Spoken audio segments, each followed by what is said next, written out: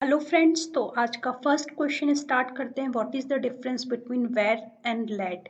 ये एक ऐसा क्वेश्चन है जो आप अगर इंटरमीडिएट लेवल का या बिगनर लेवल का इंटरव्यू देने जाते हैं तो आपसे पूछा जाएगा। तो जो मेन डिफरेंस है आज वेर एंड लेट के बीच में, हम उसे डिस्कस करेंगे। देखिए, वेर जो होता है उसका स्कोप की अगर बात की जाए, वेर का जो स्कोप होता है फंक्शन लेवल का होता है, जबकि लेट का स्कोप ब्लॉक लेवल का होता है। एंड लेट एंड कॉन्स्ट जो है उन्हें ES6 में इंट्रोड्यूस किया गया था। इससे पहले वेरिएबल डिक्लेयर करते टाइम हम हमेशा वेर को यूज करते थे। एंड जो बेस्ट प्रैक्टिसेस कहती है वो कहती है कि अगर हम हमें वेर एंड लेट में से किसी एक को यूज करना हो तो अकॉर्डिंग टू यूज केस हमें ट्राई करना चाहिए कि हमें मैक्सिमम केसेस में हम लेट यूज करें। तो इसके बाद अगर आप इंटरव्यू में जा रहे हैं तो हो सकता है आपको एक यूज केस इंटरव्यूअर आपको दे और आपसे आउटपुट पूछे, या फिर आपसे कहे कि आपने डेफिनेशन तो बताई है, अब आप इसे एग्जाम्पल के साथ बताइए। तो एक एग्जाम्पल देखते हैं। देखिए, यहाँ पे अभी मैंने एक फंक्शन बनाया हुआ है डिस्प्ले, जिसे मैंने नीचे कॉल किया है।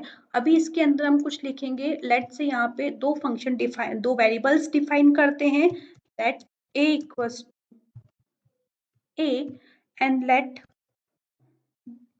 Where b equals to b। अभी अगर मैं इस समय इन दोनों वेरिएबल्स को एक्सेस करना चाहूंगी,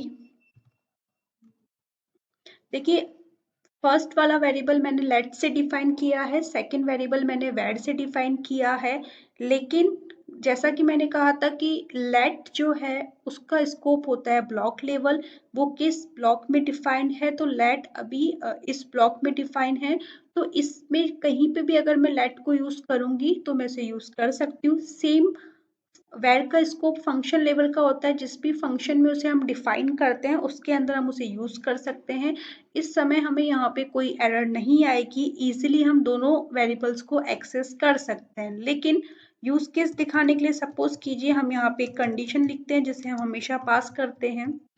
अगर यही सेम चीज मैं इस कंडीशन के अंदर करती हूँ, नाउ जब मैं इसे रन करूंगी तो आप देखेंगे हमें यहाँ पे वेरिएबल a के लिए एरर आएगी that a is not defined because by the definition जो लेट है उसका स्कोप इफ कंडीशन के बाहर नहीं है।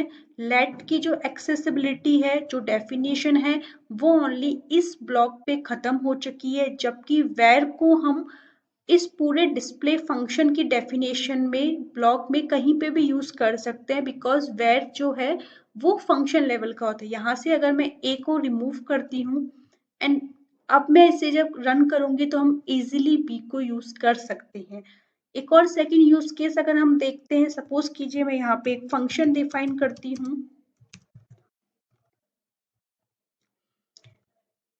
एंड इस फंक्शन को मैं यहाँ कॉल करूंगी। एंड सपोज कीजिए इस फंक्शन के अंदर अगर मैं एक वेरिएबल डिफाइन करती हूँ यूजिंग वेर।